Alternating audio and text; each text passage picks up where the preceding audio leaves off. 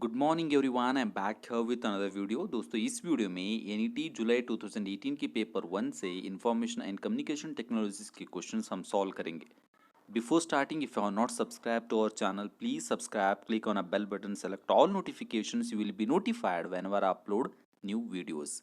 So let's start. दोस्तों first question है, which of the following statements regarding the term ICT is are true. यहाँ पर दो statements है, पी और क्यू। दोनों स्टेटमेंट्स में कौन सा स्टेटमेंट ट्रू है और दोनों स्टेटमेंट्स ट्रू है हमें चेक करना है।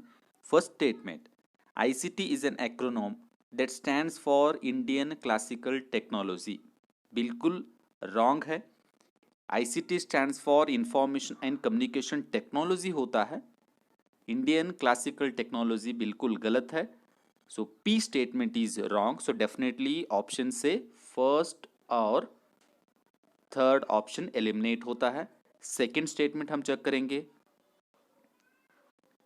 converging technologies that exemplify ICT include the merging of audio visual, telephone and computer network through a common cabling system। Definitely ये सही है। आईसीटी क्या करता है, ऑडियो विजुअल को मर्ज करता है टेलीफोन लाइन में।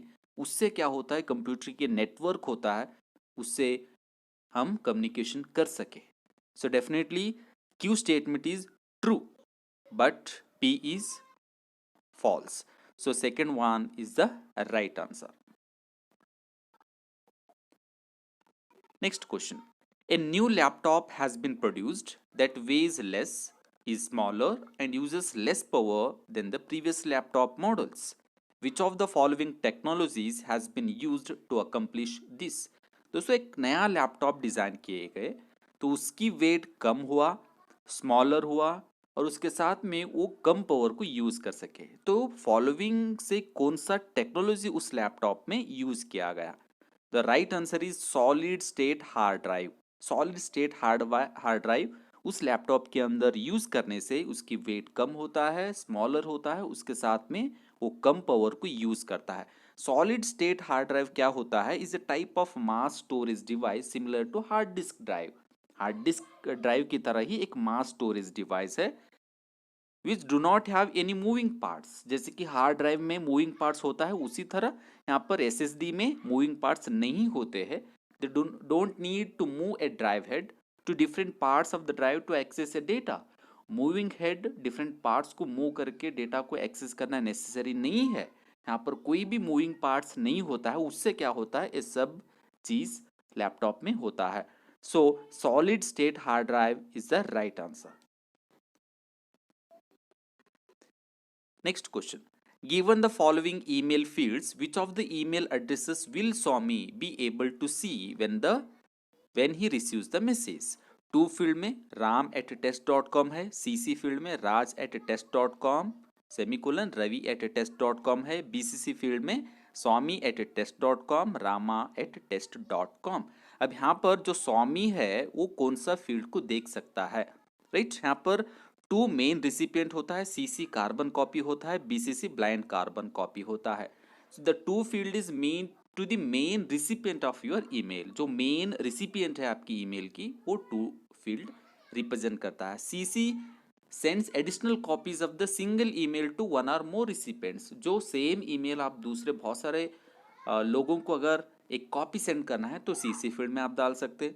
बीसीसी क्या होता है, sends a copies of email to multiple recipients, the only difference being that none of the recipients are made aware of who else has received the mail. दोस्तों BCC field में क्या होता है, जितना लोगों को आपको सेंड करना है वो आप डाल सकते हैं, बट उसकी जो इंडिविजुअल एक बीसीसी फील्ड की पर्सन होता है, वो दूसरा जो पर्सन है वो आपकी ईमेल रिसीव किए वो नहीं जानते।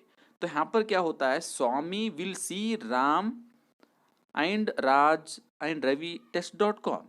Swami can see 2 and CC recipients, but he cannot see the Rama at test.com. Rama cannot see Swami has received a mail. तो ये डिफरेंस है, राइट? बीसीसी फील्ड में जितना लोग का ईमेल आप डालते, एक दूसरे नहीं जानते कि वो कॉपी रिसीव किए। सो यहाँ पर Swami we be able to see when he receives the mail, Ram at desk.com from the to field, Raj at test.com from CC field, and Ravi at test.com from CC field only. So second one is the right answer.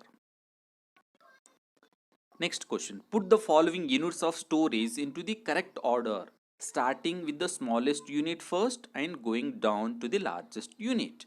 दोस्तों इस तरह की question हम previous videos में हम discuss किए थे. यहाँ पर जो यूनिट्स है स्टोरेज है वो करेक्ट ऑर्डर में अरेंज करना है, स्मॉलेस्ट लार्जेस्ट तक. देखो फर्स्ट इस जो भी ऑप्शन है ए टू एफ में फर्स्ट बिट आता है, definitely F is a first. Then उसके बाद बाइट आता है, collection of 8 bits is called as a byte, F B. Then उसके बाद किलो बाइट आता है, ये एफ बी ए. देन उसके बाद megabyte, gigabyte and terabyte, F B A C, then ED, gigabyte, then terabyte. So third one is the right answer. Next question. With regard to a computer memory, which of the following statements are true? यहाँ पर 3 statements है, P, Q, R. P, read only memory is a volatile memory. Q, random access memory is volatile memory. R, secondary memory is volatile memory. First हम volatile memory क्या होता है वो हम देखेंगे. वॉलेटाइल मेमोरी वो मेमोरी होता है during the power failure it lost the data, अपना जो डेटा होता है पूरा एरेज करता है, उस तरह की मेमोरी को हम वॉलेटाइल मेमोरी बोल के कॉल करते. Read only memory is a volatile memory, बिल्कुल रॉन्ग है, क्योंकि रीड ओनली मेमोरी एक मैन्युफैक्चरर मेमोरी होता है जो कंप्यूटर की बायोस इंफॉर्मेशन होता है उस रॉम चिप के अंदर होता है. During the power failure ROM chip does not erases its content. So P is wrong. Random access memory is a volatile memory. Definitely सही है. RAM is a volatile memory because during the power failure, RAM chip erases its content, erases its data. So Q is right. Then R, secondary memory is a volatile memory. बिल्कुल गलत है. Secondary memory में जो भी data है, current, power supply अगर cut होता है फिर भी उसके अंदर डेटा होता है, जैसे कि हार्ड डिस्क है, जैसे कि दूसरे जो सेकेंडरी स्टोरेज डिवाइसेस होते हैं, so which is not a volatile memory. So this is also wrong. Only Q statement is true. So second one is the right answer. तो इस वीडियो में इतना ही. अगर अच्छा लगा तो प्लीज लाइक और शेयर करना. If you are not subscribe to our channel please subscribe. Thank you very much.